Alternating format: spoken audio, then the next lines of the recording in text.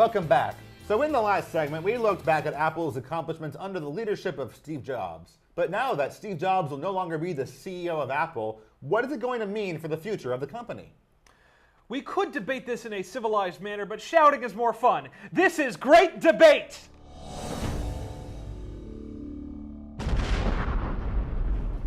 Tonight's topic: will Apple recover from the departure of Steve Jobs? Yes! No! Yes!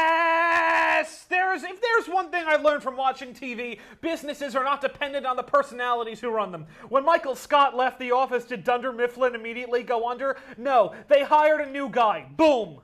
Well, sure, but Apple is different because it doesn't suck like most corporations do.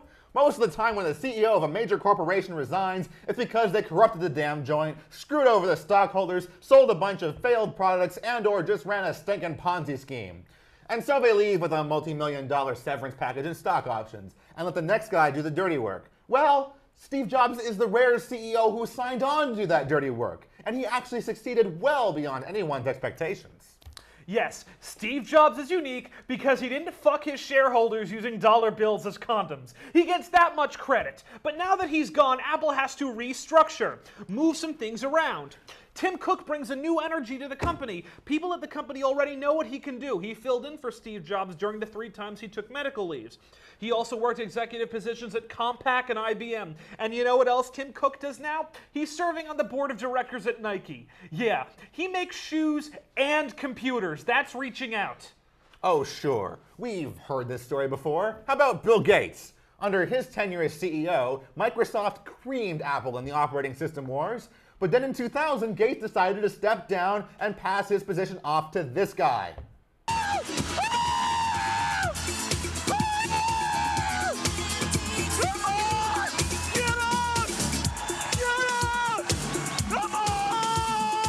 Developers, developers, developers, developers, developers, developers. Developers, developers, developers, developers, developers, developers, developers, developers. I have 4 words for you. I love this company. Yes! Yeah, Steve Ballmer loves his company so much. Too bad almost everything Microsoft has done in the past decade went straight down into the bottom of the crap barrel. Okay, first of all, that may be the creepiest bald man I've ever seen since the Six Flags guy. Oh, well, true that. And it just so happens I also have him in my personal collection of creepy bald guy videos. Oh, dear God.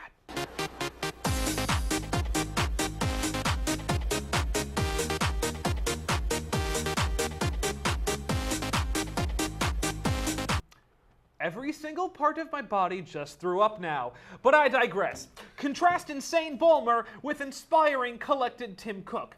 Here's part of a commencement address he gave at Auburn University.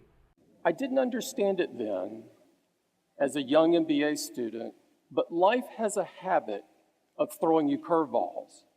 Don't get me wrong, it's good to plan for the future. But if you're like me and you occasionally want to swing for the fences, you can't count on a predictable life. But even if you can't plan, you can prepare. This is a man I could trust with my computer while simultaneously chugging a Jägermeister. That's how focused he is. Wake up. Wake up. Oh, whoa. I'm sorry about that. The total lack of a reality distortion field just knocked me right out there. That was about as exciting as watching a screensaver. Oh, I'm sorry he doesn't have the requisite pizzazz we demand of every powerful tech mogul. Maybe if he was flanked by his goddesses a la Charlie Sheen. Wait, no, strike that, Hugh Hefner. But he more than makes up for it in awesome sauce. And what's in the awesome sauce, you ask? Oh, just a little something called a charitable match program. Cook is instituting a new policy at Apple where any donation made by an employee up to $10,000 will be matched by the company. That's called charity. Look it up.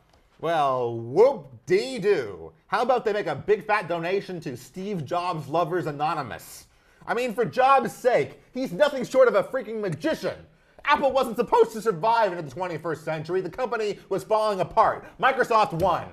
I mean, why the heck else would people have started thinking Apple was cool again if it wasn't for some kind of mind control? That's what the reality distortion field is all about. How am I going to stand having to respond to Apple's introductions using rational thought? As my people like to say, that's a load of kugel. What does kugel mean? It's not important. The point is that your mind control analogy would only work if after Steve Jobs left it was lifted. Well, guess what? I actually have charts disproving this theory. Charts! This month, ChangeWave Research did a study asking Apple users if they would stop purchasing company products after Jobs left. You know how many said they'd be less likely? 4%. 4%! That's down from 18% 3 years ago. So unless you think the entire company is some giant mind control device like an iRobot, I do not accept your analogy, my friend. Lies, damn lies, and statistics. Obviously, it's only because the other 14% were too depressed by the news of Steve Jobs' resignation to have enough hope left in their lives to bother answering a stupid phone poll. What in the name of William Howard Taft are you talking about? Telemarketers and phone solicitors are universally despised. But more to the point, let's talk about the elephant in the room. The one thing that Tim Cook has that separates him from other big business CEOs that no one really wants to talk about because it's such a sensitive issue. What, you mean like how he blackmailed Phil Schiller to get him out of the running for Jobs' successor? No, the other elephant, the pink elephant, the elephant who likes other guy elephants. Okay, God, this is awkward. All right, you know what? Ripping the Band-Aid off. He's gay, and that's a pretty big deal in the business world. For a high-profile company like Apple to have an openly gay CEO, that is a huge deal. Now I defer to you, but keep in mind that Cook is gay, so remember that important fact when you're saying negative things about him. Just saying, I think I have the moral upper hand here. I think. Well, what? Are you baiting me into attacking Cook because he's gay? Just so that you and, like, queers and allies can dump a bunch of hate mail on my head? So, he's a gay CEO. Big deal. It's one small step for man, one giant leap for man on mankind. That doesn't change the fact that Apple is about charisma, about the wow factor. It goes boom. It is really cool. It is insanely great. And it always has one more thing. That's why Apple has inconceivably amassed more wealth than the federal government. That's why you can never truly be an Apple fanboy until you have sat in the same room as the stage that Steve Jobs is standing on in his black turtleneck and blue jeans.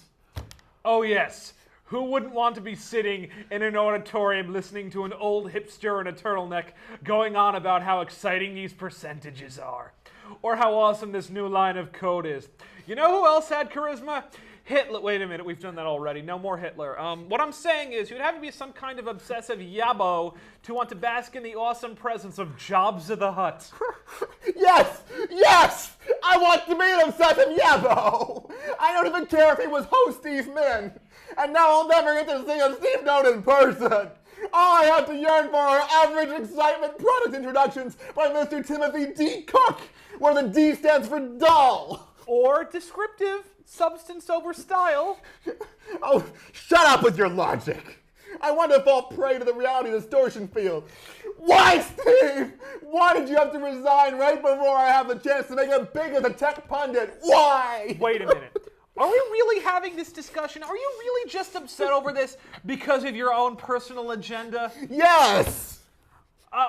That is insulting and offensive, and I plan on calming myself down with my current job at MediaIte.com. Yes, MediaIte.com, where I currently work. I'm so upset that I don't even give a damn that you're doing a selfish, unpaid shout-out on national television. College television. I mean, for Pete's sake, I finally graduated from high school so I could go to Macworld Expo without having to miss the first day of the spring semester. And what does Apple do? They pull out of Macworld SF. The conference moved to February, and suddenly the only public Steve note is WWDC, where the damn tickets are $1,000 frigging dollars, and they sell out in 6 hours. And now they're taking that away from me? You know what? You know what, Steve Jobs? Go ahead. I'll resign. I'll see you in hell. Trust me. There's an app for that. Okay, look. I once almost got to see George Carlin perform live on stage. I couldn't leave the house, so I didn't get to see him, and he died 2 months later. So that sucked ass, but whatever, just whatever. Right. You know, forget it. Wasn't he the 7 dirty words guy? Shit, piss, fuck, cunt, cocksucker, motherfucker, tits. Yep. Yeah, there. Take that, Steve Jobs. See if I care. Cocksucker, hell on a popsicle stick. Well, just, you know what, we're done. I'm Josh Feldman. And I hate my life. I hate your life too. Whatever. Anyway, that's it. We'll be right back. Stick around.